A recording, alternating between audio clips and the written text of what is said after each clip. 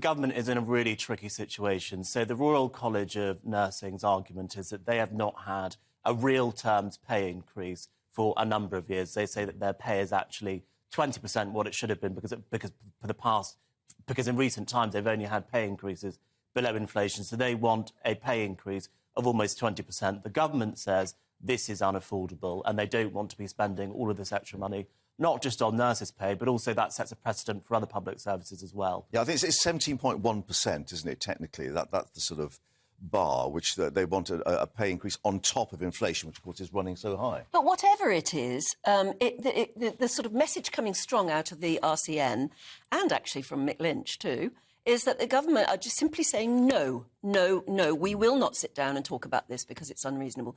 There doesn't seem to be any give from government on this. No, and ultimately the only way that this situation is going to be resolved is if there is compromise, and that means that people are going to have to accept things on both sides that maybe they didn't want to accept in the first place.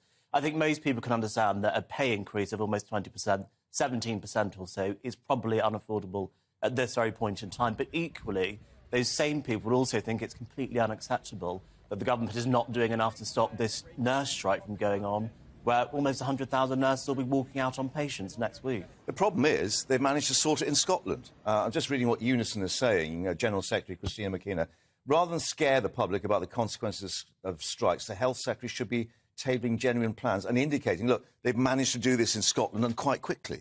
Absolutely, and I think this is just another problem for the government because it puts England at odds with Scotland again, whilst this whole independence debate is also happening. So that's also another problem. Well, that's deliberate as well, though, isn't it? Well, of course it's deliberate. It's deliberate politicking by the Scottish. But the point is that I think we probably will see the Health Secretary and the union masters for the RCN come together at some point this week, because ultimately I think the public would not accept this nurses' strike going ahead. Now, the public are fed up with both sides in the argument, really, aren't they? You get that sense of feeling, and it's almost as though the unions have begun to realise and understand that. They're in serious danger of being blamed. The government, on the other hand, maybe not so. They still seem to be so hard-line about it. I think one of the most striking things for me, Anne, was an intervention that Pat Cullen made last week, where she essentially inferred that Stephen Barclay wasn't meeting with her because she was a woman, and that the RCN was essentially an organisation that was mostly representing female professionals.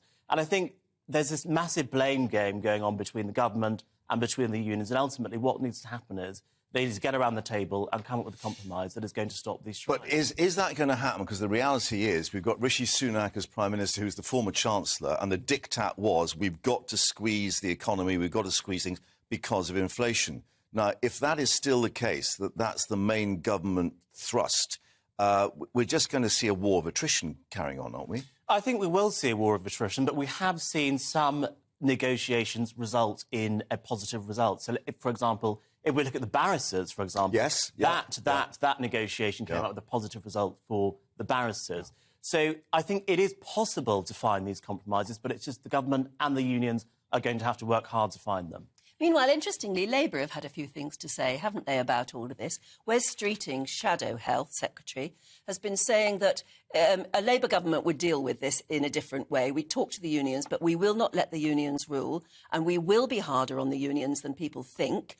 And and he's actually sort of said out loud, quite bravely, hasn't he, that the NHS is going to need reform. And that or restructuring, and an incoming new Labour government would be trying to do that. That's sort of very brave, because previously it's always been thought, never say you're going to tinker with the NHS. Look, I think it's quite clear to people on all sides of politics that the NHS needs reform.